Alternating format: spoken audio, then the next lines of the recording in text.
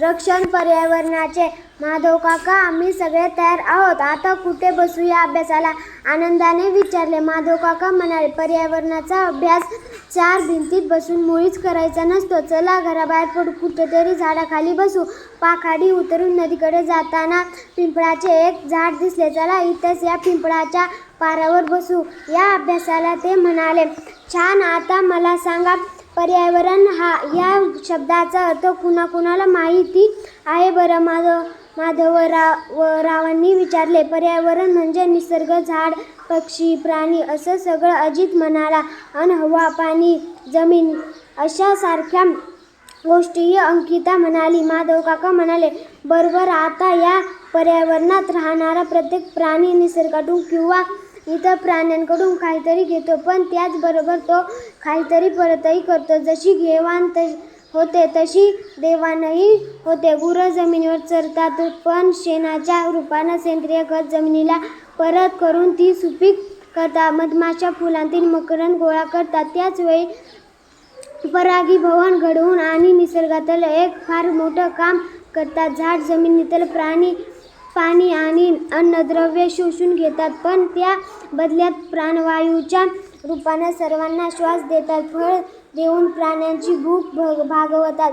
सापासारखा प्राणीसुद्धा उंदीर फस्त करून पिकांच्या संहाराला आळा घालण्याचं काम करतात. एवढंसं लिबलिंबित गांडूळ, पण ते सुद्धा जमीन भुसभुशीत बनवण्याचं काम करत जमीन सुपीक बनवतात.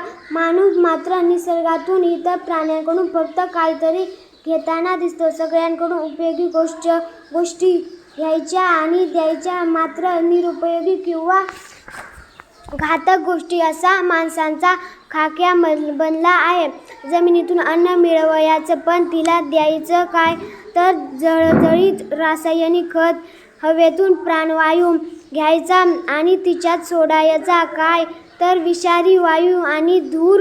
निसर्गातल्या शुद्ध पाण्याचा उपयोग करायचा, पण त्या पाण्यात सोडायची घातक विषारी अशी रसायन जमिनीत खाणायच्या आणि तिथला कच्चा माल संपल्यावर त्या तशाच सोडून द्यायच्या. लाकडासाठी जंगल साफ करायची. या सगळ्यात माणूस निसर्गाचा उपयोग करून घेतो. सर्व प्राणी निसर्गाचं पोषण करतात, माणूस तेवढा त्याच पोषण करतो. पटतंय ना?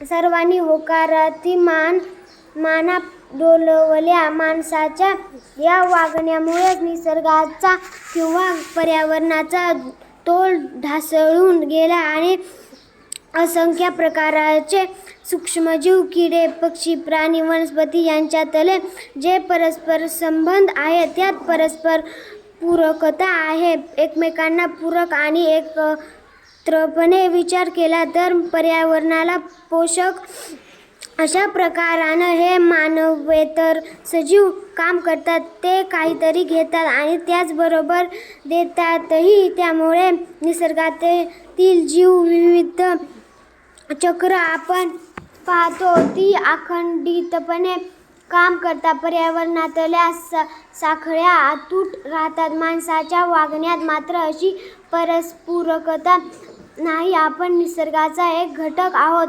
निसर्गचक्रात आपण बाधा आणता काम नये हे माणूस आता जणू विसरत चालला आहे. आपल्याला जंगल हवी, ती लाकडाच्या रूपातल्या कच्च्या मालासाठी. आपल्याला पृथ्वी हवी, ती नैसर्गिक साधनसंपत्तीसाठी. आपण फक्त घेणार काय होईल? निसर्गाच्या अशा वागण्यानं आजचे विचारवंत खूप व्यथित झाले आहे. माणसाच्या निसर्गाकडून केवळ घेण्याच्या सवयीमुळे ही गोष्ट भविष्याविषयी चिंता निर्माण करणारी आहे. निसर्गाची खंडित झालेली चक्र आणि तुटलेल्या साखळ्या यांचे दुष्परिणाम गेल्या 10-20 वर्षांपासूनच तीव्रतेने जाणवू लागले आहेत. तुम्ही मूल उगवत्या पिढीतली आहात.